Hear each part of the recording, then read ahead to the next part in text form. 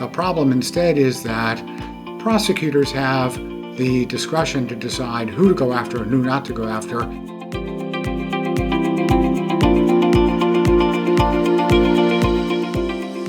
Hi, my name is Karina Macosko. My name is Tim Smith. And we are from Academic Influence, and today we are here with Professor Husak.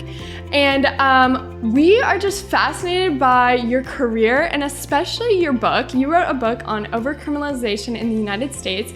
And so just starting off, we want to hear, what was the initial inspiration for this book and how did you kind of get into a career in criminology? Well, I am a philosopher, actually, and a philosopher of law, more narrowly, and even more narrowly, a philosopher of criminal law. And I got a PhD in philosophy and a law degree and was doing very traditional sorts of work in philosophy. And I read a lot, I like to think, read a very influential book.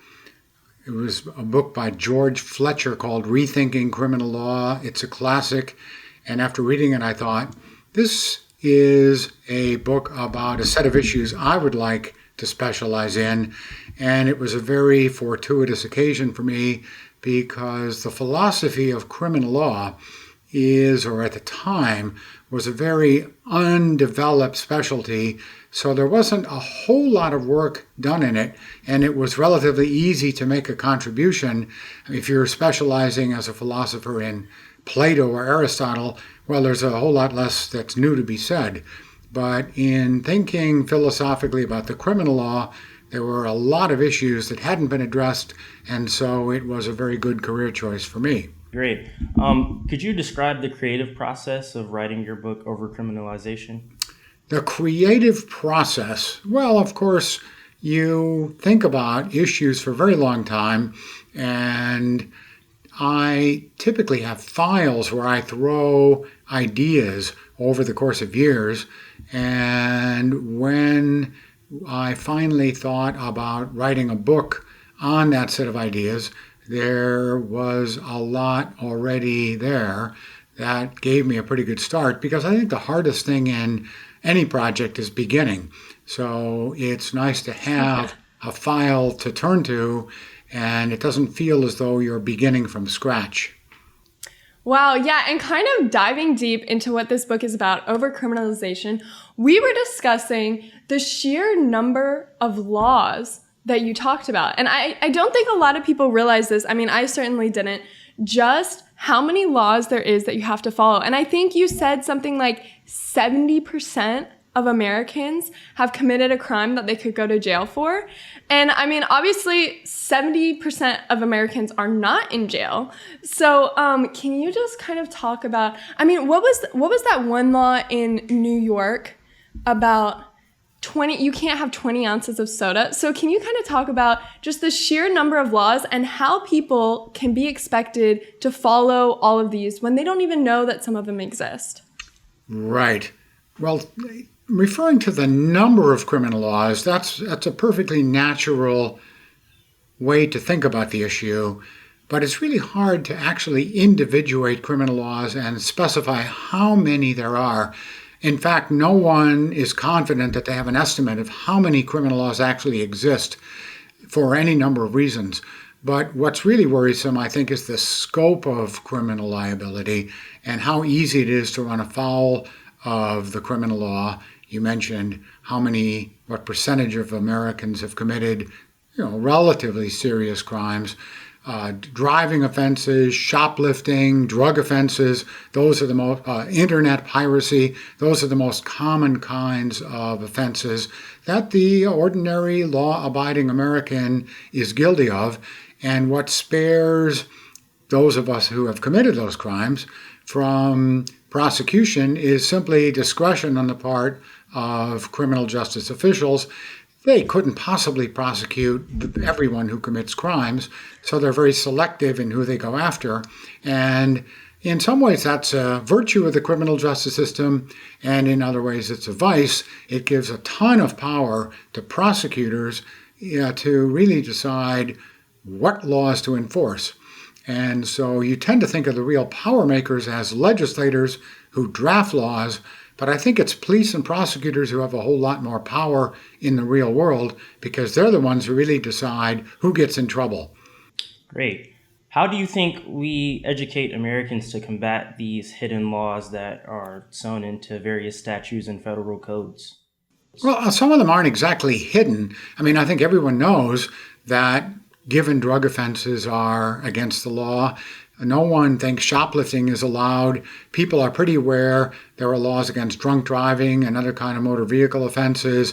People are pretty aware of what they're allowed to do with respect to internet downloading. Maybe that's a little more amorphous. So it's not as though these are really hidden. They are there in public view. And there are laws, of course, that are not very well known, but they, I think, are not so much the problem. It's not that these laws are unknown to people. The problem instead is that prosecutors have the discretion to decide who to go after and who not to go after, and that can be worrisome. You want good prosecutors. You want prosecutors who actually pursue people for the right reasons. They're not biased.